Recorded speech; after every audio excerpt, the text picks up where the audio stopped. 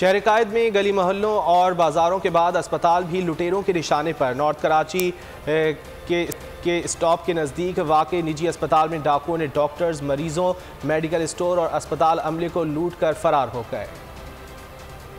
शहर कायद में लुटेरे बेलगाम। शहर भर की गली मोहल्ले और बाजारों के बाद अस्पताल भी लुटेरों से महफूज नहीं। नॉर्थ कराची सेक्टर 5B2 में डकैतों का अस्पताल पर धावा। फार्मेसी का कैश और मरीजों के मोबाइल फ़ोन समेत कोई सामान ना छोड़ा। CCTV फुटेज में नजर आने वाले लुटेरों ने सब कुछ सफाया कर दिया। मुसल्लम मुल्जिमान ने पहले मेडिकल स्टोर में लूटमार की। अस्पताल में दाखिल होकर डॉक्टर्स, मरीजों, अस्पताल अमले को यरगमाल बनाया और लूट कर फरार हो गए। 5 से 6 बंदे थे जो आए थे और यहाँ पे हम काम कर रहे थे, उसके साथ पेशेंट भी थे उनके। ये तकरीबन 3 बजे का, 3:15 बजे का टाइम था।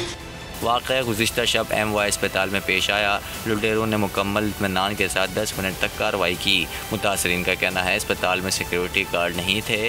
पुलिस का कहना है वारदात में मुलविस मुल्ज़िमान की तलाश जारी है।